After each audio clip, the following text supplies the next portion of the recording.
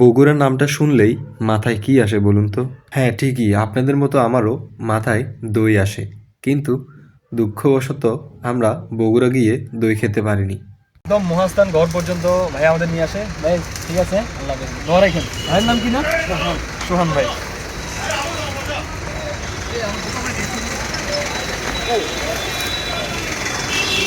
আমরা বগুড়া আসছি। বগুড়ার এই কটকটিগুলো কিন্তু অনেক মজা হয়। সো মামা, আসসালামু আলাইকুম, ভালো আছেন? আমি হচ্ছে চট্টগ্রাম থেকে আসছি।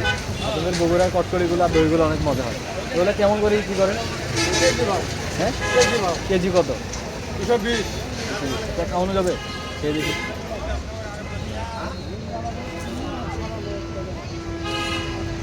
আমাদের ওইদিকে আবার এগুলো পাওয়া যায় না। বগুড়ার মহাস্থানগড়ের ভিতর নামতেই আমাদের চোখে পড়ে কৃষকদের আলু ক্ষেত। আলু ক্ষেত ধরে হাঁটতে হাঁটতে আমরা চলে যাই বগুড়ার মহাস্থানগড়ের দিকে। প্রথমে আমরা ভুল পথে আসলেও পরে মনে হলো এটাই সঠিক পথ। আর যেদিকে হাঁটছি সেদিকে হচ্ছে মহাস্থানগড়ের সিঁড়িগুলো দেখতে পাচ্ছি। আসসালামু আলাইকুম। থ্যালাসেমিয়া অ্যাওয়ারনেস নিয়ে বাংলাদেশের 64 জেলা ভ্রমণে ইতিমধ্যে আমার বাংলাদেশের অর্ধেক জেলা শেষ হয়ে গেছে। এটা হচ্ছে 32তম জেলা। তো 32তম জেলা আমি আছি বগুড়াতে। এটা হচ্ছে মহাস্থানগড়। ঐতিহাসিক এই জায়গাটা দেখতে আসলাম। তো ঢুকবে এখন।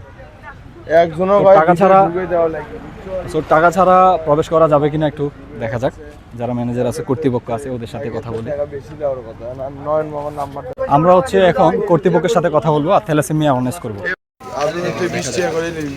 আসসালামু আলাইকুম। আমি হচ্ছে চট্টগ্রাম থেকে আসছি একটা রোগ সম্পর্কে মানুষকে সচেতন করতে, থ্যালাসেমিয়া রোগ। তো আমরা হচ্ছে বাংলাদেশের বিভিন্ন জেলায় হচ্ছে ভ্রমণ করতেছি। এটা হচ্ছে আমাদের 32তম জেলা। বাংলাদেশের অর্ধেক জেলা হচ্ছে আমাদের শেষ, বিরা শেষ। আমরা হচ্ছে বিনা টাকা ভ্রমণ করতেছি আর কি। আপনারা যদি আমাদের দেখার সুযোগ করে দেন তাহলে দেখতে পারবো। আমরা কিন্তু ওই নওগাঁতেও ঢুকছিলাম। আচ্ছা, আমরা তো পড়াশোনা করি, স্টাডি করি, আমরা বিশ্ববিদ্যালয়ে পড়াশোনা করি। আমরা আইডি কার্ড থাকলে আইডি কার্ড দেখো। ঘটনা হচ্ছে তোমার আইডির নামটা দাও। ওকে, ওনারা হচ্ছে আমাকে টাকা ছাড়া প্রবেশ করতে দিয়েছে। কর্তৃপক্ষকে অসংখ্য ধন্যবাদ জানাই।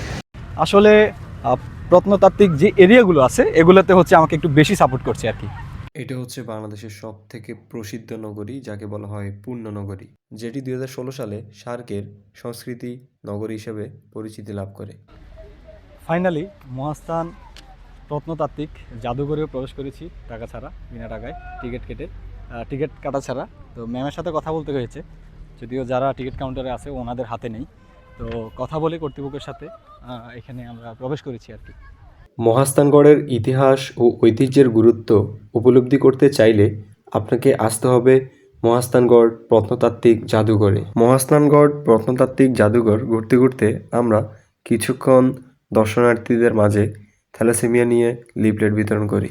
বগুড়া আসার পর তাড়াহুড়ো করছিল আমার বন্ধু সুমন, যার কারণে আমরা বগুড়ার দই খেতে পারি না। সো সুমন চলে যায় সুমনের ভার্সিটিতে, আমি চলে যাই নাটোর একটা গরু গাড়িতে লিফট নিয়ে।